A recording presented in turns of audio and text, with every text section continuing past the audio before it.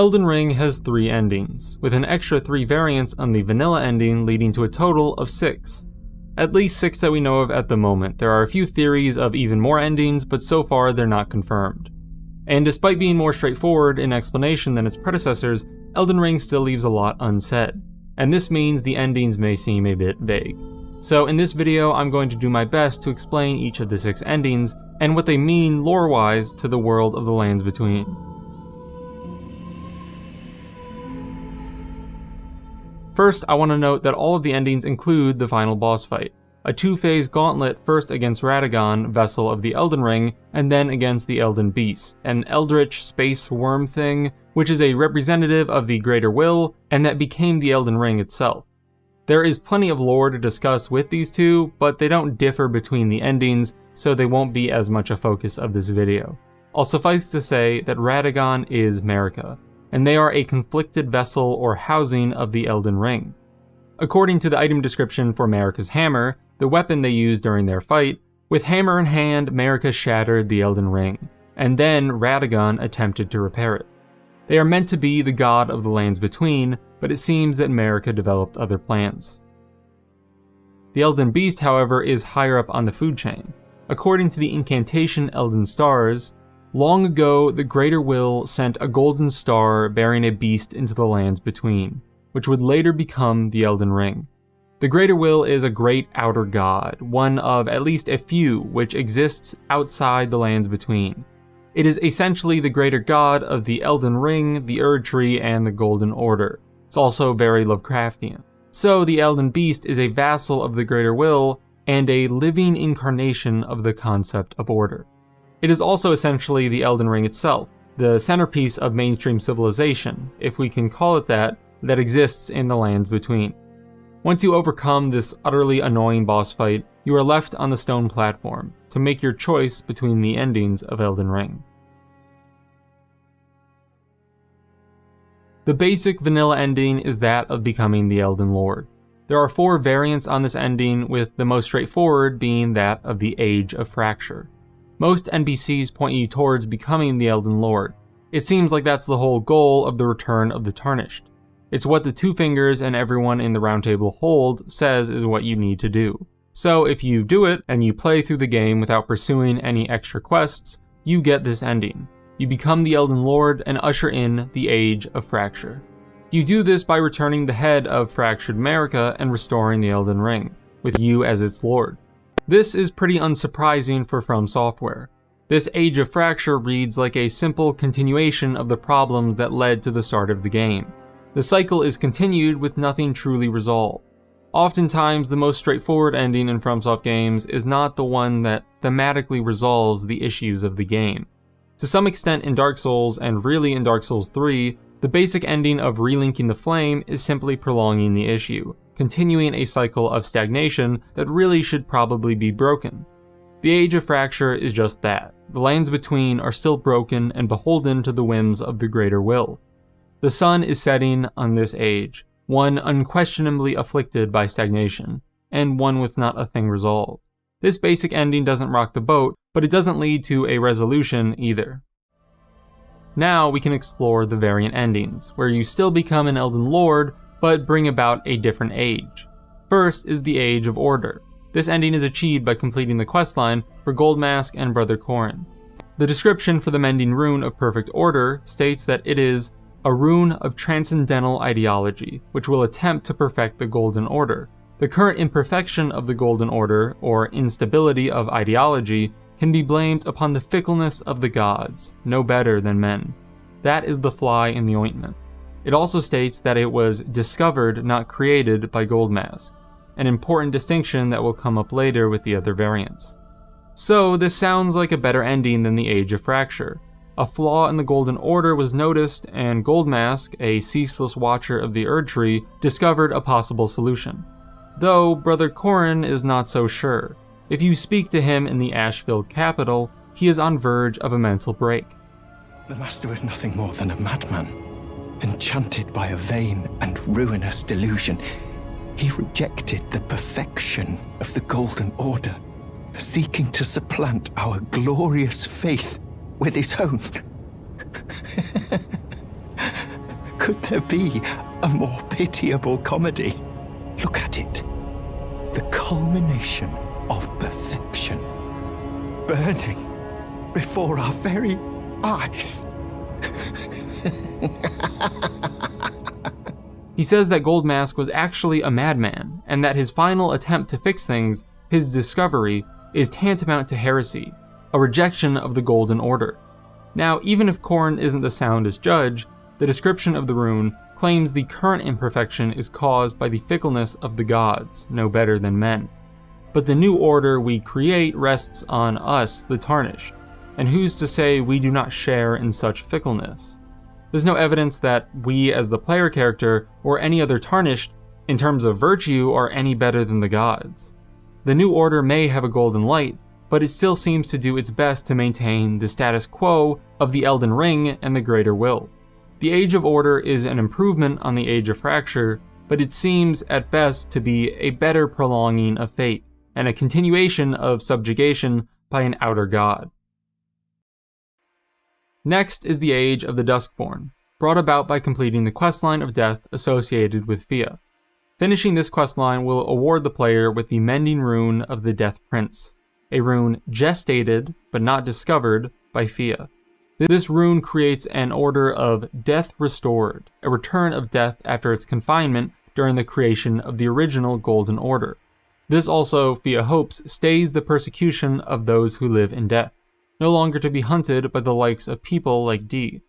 So this is a significant departure from the original Order, as it brings back a core element of existence that the Order removed, the concept and possibility of death. Despite this being another Elden Lord ending, the original intent of the Elden Ring and the Greater Will seems to actually be mired. To what extent is left unclear though.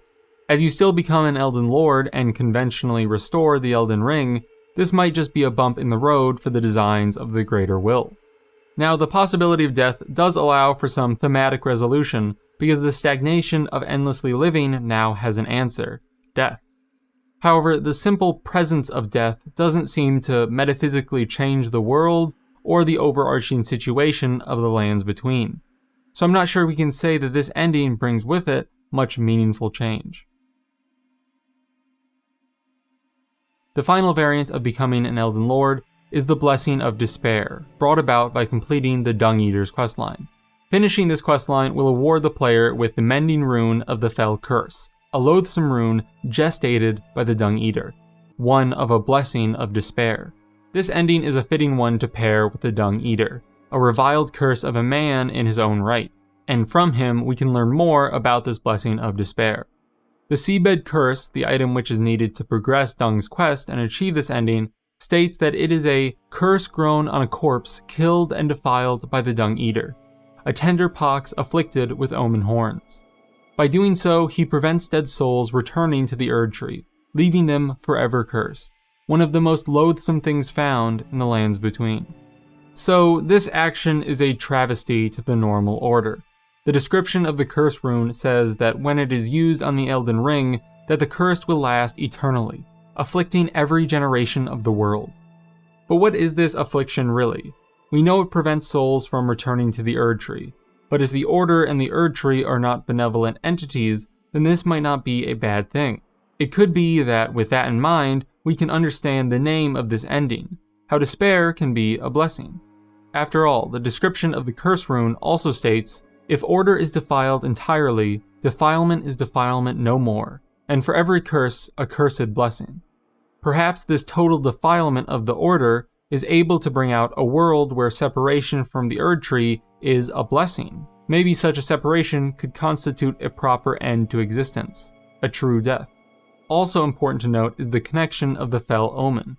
The Seedbed Curse has omen horns. The full rune name is Mending Rune of the Fell Curse, and the Dung Eater's helm describes itself as a malformed helm resembling an omen with its horns cut off. So not the boils or pus that it might originally seem, but cut off omen horns is what dons the Dung Eater's armor.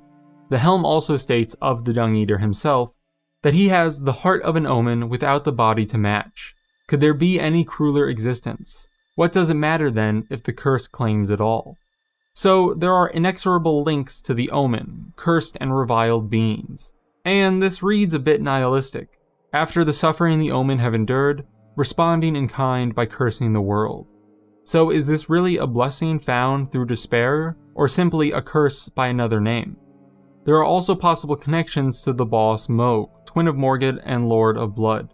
He has a connection with an outer god other than the Greater Will, one called the Mother of Truth or the Formless Mother, who bestows power upon accursed blood, like the blood of the Omen. Some players think there might be another secret ending called the Age of the Blood that deals with Mohg, but nothing concrete has been found.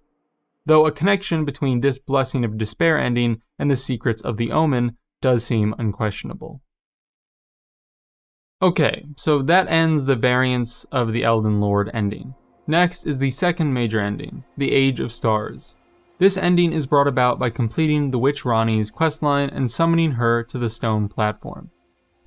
This ending is both ominous and optimistic.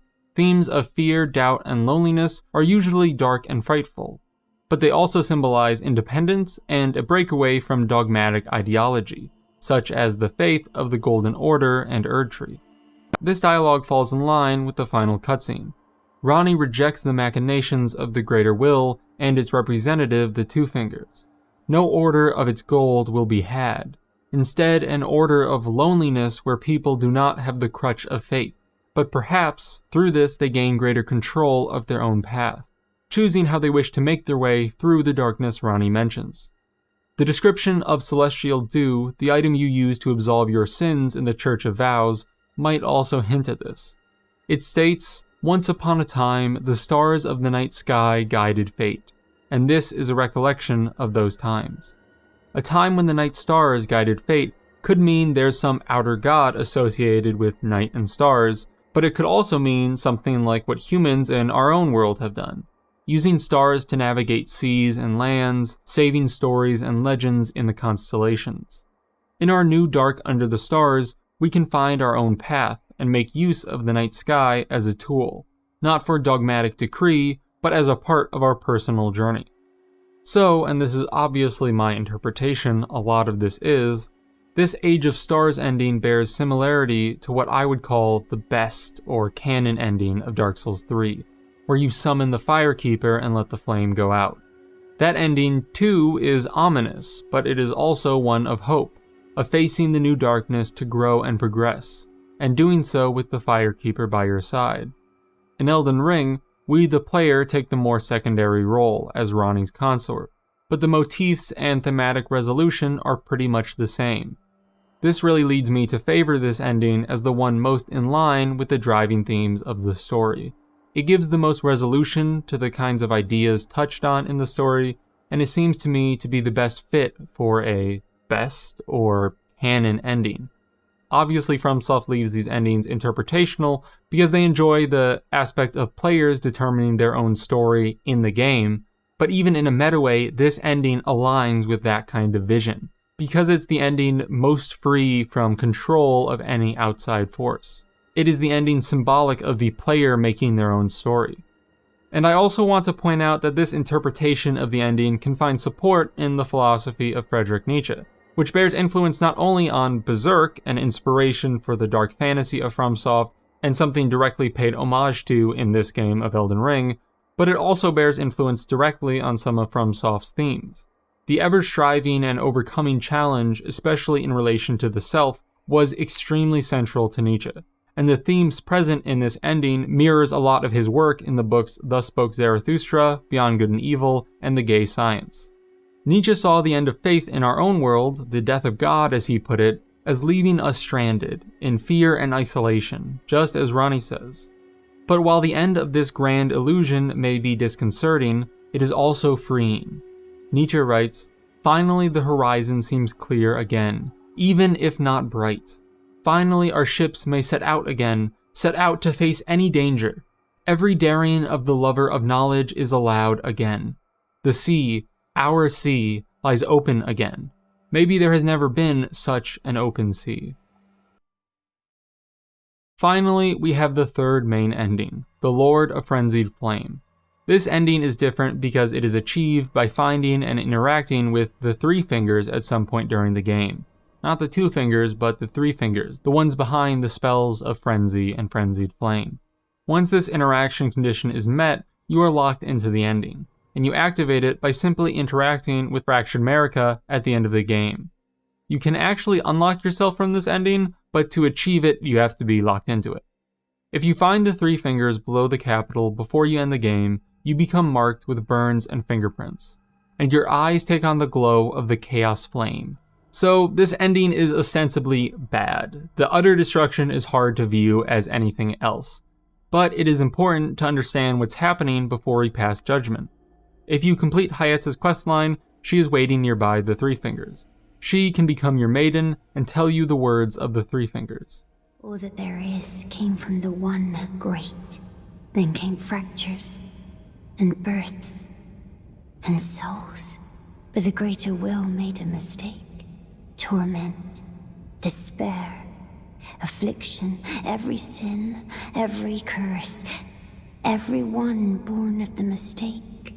And so, what was borrowed must be returned, melted all away with the yellow chaos flame, until all is one again. There's also the fact that the Frenzied Flame and its incantations have to do with madness. Many of the incantations turn others mad, which plays into the Lovecraftian idea of his great old ones, otherworldly gods or entities from space. Encountering these beings is too much for a human mind to comprehend. So, in Lovecraft's stories, it goes mad or insane when it nears them. The outer gods of Elden Ring share many parallels with Lovecraft's deities, especially in the ocean sea monster that is the Elden Beast, and in the incomprehensibility of the Frenzied Flame.